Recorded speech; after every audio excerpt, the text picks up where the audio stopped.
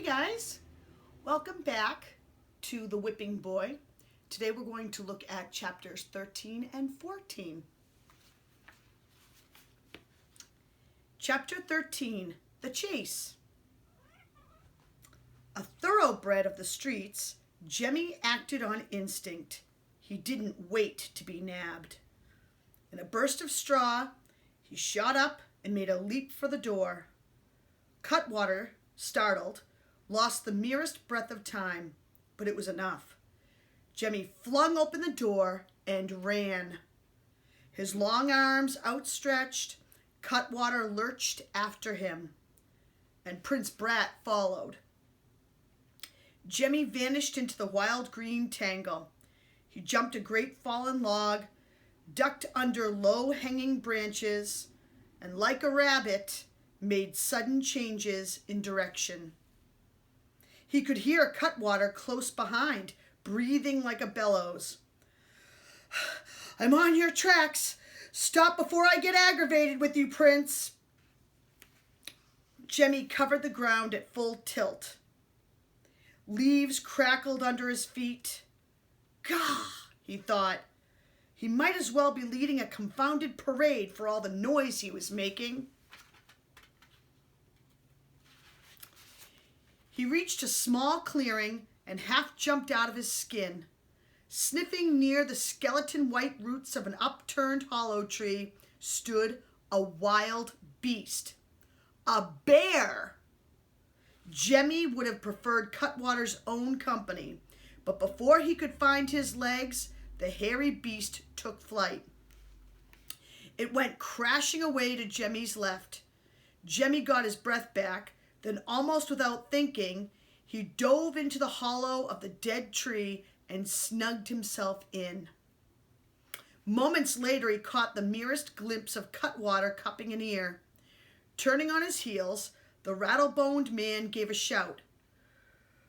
"Practically got you by the hind leg, pesky prince." Jemmy let out a small sigh of relief. Whew. Cutwater would have a mighty surprise if he caught that bear by the hind leg. As the sounds of the chase grew fainter, Jemmy crawled out of the hollow root. The sun was now high enough to send down smoky rays of light through the treetops. Which way was the river? And then he saw Prince Brat, his face lobster red from running, at the edge of the clearing. "Unfaithful servant!" he protested, glaring hard at Jemmy. "Hi." Until this moment, Jemmy hadn't had a moment's pause for anger, but now fury shot into his eyes. "Curse this blabber-tongued, hateful prince! You betrayed me!" "You'd have deserted me without a care," Jemmy bristled. "Ain't it me they think is the prince? If you hadn't pointed me out under the straw, Cutwater would have flown off to pick up my tracks, and we could have crept away dead easy. I wouldn't be running my lungs out." The prince pondered this for a moment. He nodded. "Then I forgive you." Jemmy was speechless for a moment. "Forgive me? Don't trouble yourself, my good and loyal prince, and get yourself another whipping boy." "But I have not dismissed you from my service," said the prince calmly. "I dismiss myself," Jemmy fired back. "I'll get where I'm going, and you can find your own way back to the castle." "I'll go with you." "Not likely." Jemmy turned to the right and beat his way back into the foliage. Okay, so that's the end of chapter 13.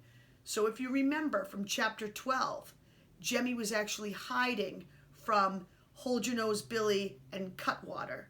He was hiding under the straw in the bed.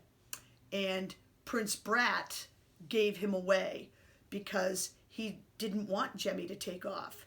I think he's a little bit afraid to be on his own in this.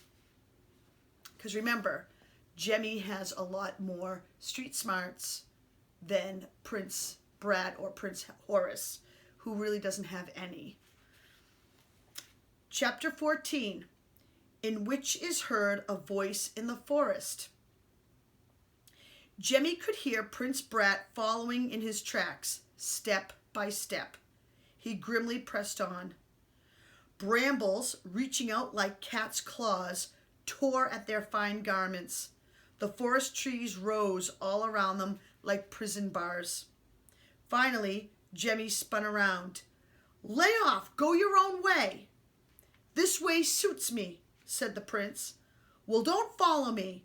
I've no more idea than a gnat where I'm headed."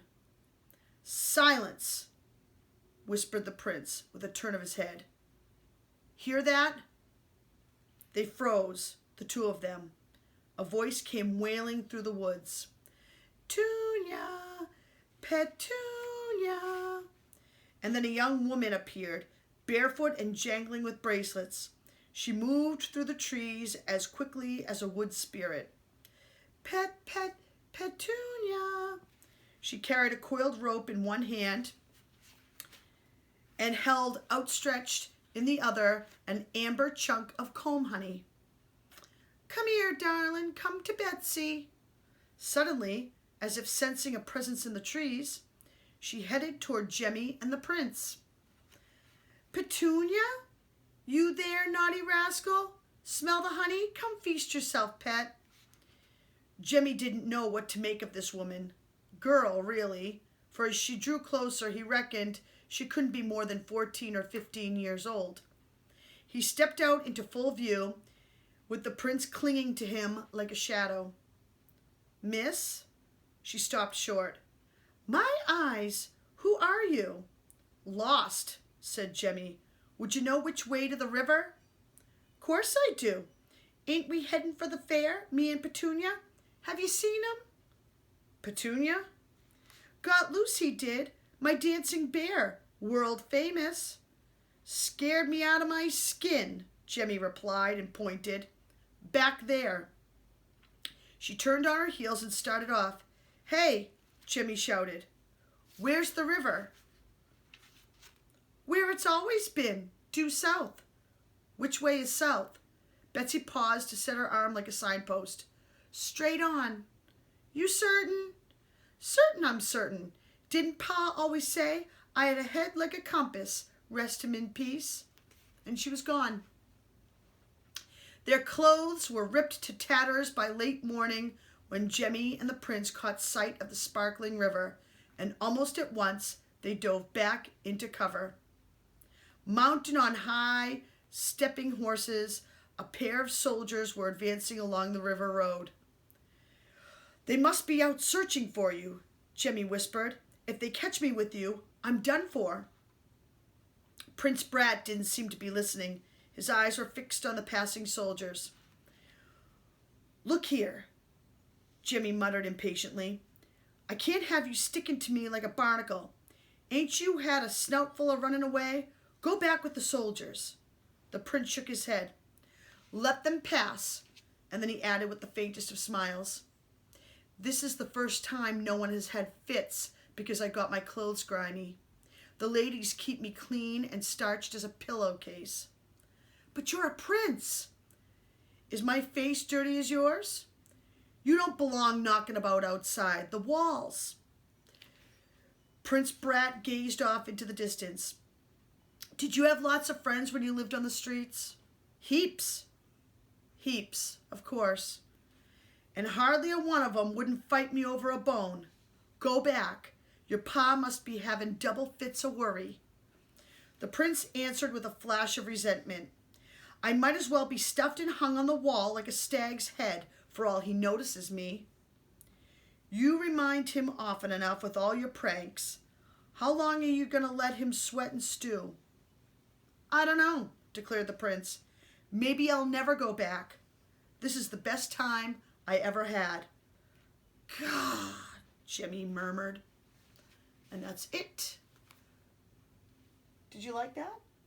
Did you like that story, Ellie? Yeah. That's it for chapters 13 and 14. So we're going to read chapters 15 and 16 next time. All right. See you later.